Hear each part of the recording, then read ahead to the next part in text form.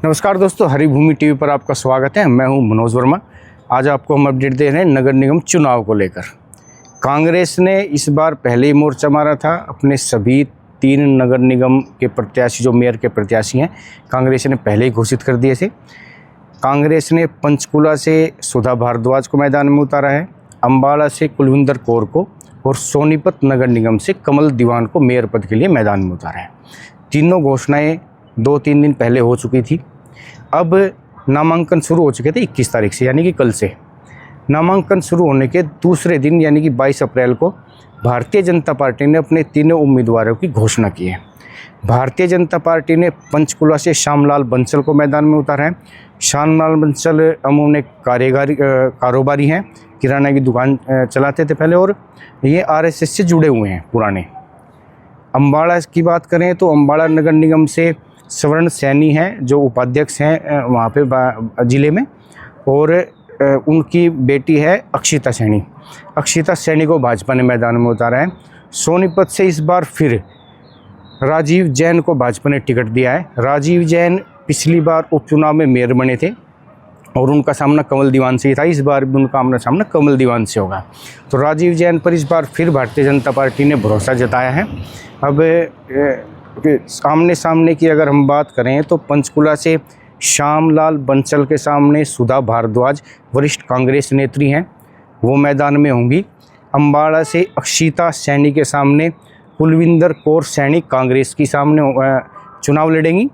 और सोनीपत में राजीव जैन के सामने एक बार फिर कमल दीवान चुनाव लड़ेंगे। चुनाव इस बार भी रोचक होने वाले हैं।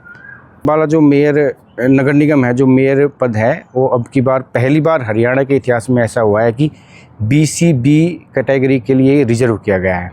इसीलिए कांग्रेस और भाजपा के पास यहाँ से लाइमलाइट वाला कोई चेहरा मैदान में नहीं आया है, नई टिकट दी। ये दोनों चेहरे हैं।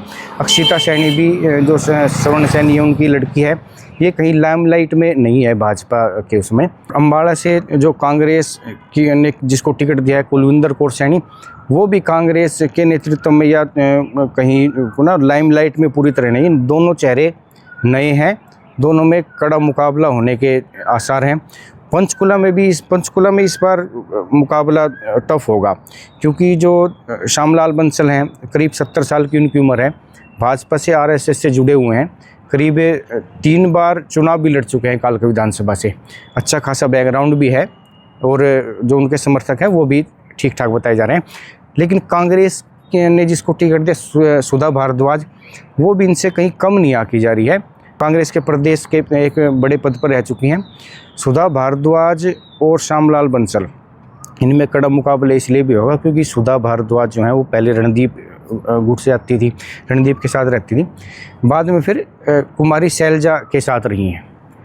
अब जो उनको टिकट मिली है, तो उनकी टिकट का जो अनुमोदन है या जो उनको जो पूरा बैक लगाई है, वो कांग्रेस नेता जो विधायक हैं पंचकुला से चंद्रमोहन बिश्नोई ने पूरा जोर लगाया सुधा भारद्वाज को टिकट दिलवाने में, और शैलजा की भी वो हैं सपोर्टर हैं।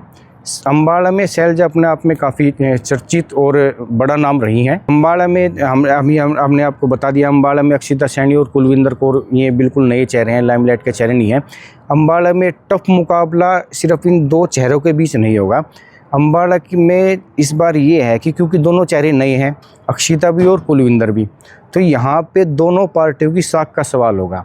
यहाँ पे हार और जीत भाजपा और कांग्रेस की होगी, ना कि इन दोनों चेहरों की। नेताओं का यहाँ, क्योंकि ये लाइमलाइट के नेता नहीं है, दोनों नए चेहरे हैं, तो यहाँ जो जीत और हार का जो बिंदु होगा वो पार्टी की होगी। अगर जीत हुई तो वो भाजपा की होगी, हार हुई तो भाजपा की होगी। और अगर कांग्रेस की जो प्रत्याशी वो जीतती हैं तो हार जीत कांग्रेस की होगी, यानी कि पार्टियों की हार जीत का यहाँ मुकाबला होगा। सोनीपत में टफ मुकाबला इसलिए है, राजीव जैन बीजेपी नेता रहे हैं, उनकी जो पत्नी है कविता जैन, वो कैबिनेट मंत्री भी रही हैं हरियाणा सरकार में। कमल दीवान जो हैं, इनके जो पिताजी हैं वो वरिष्ठ कांग्रेसी नेता हैं।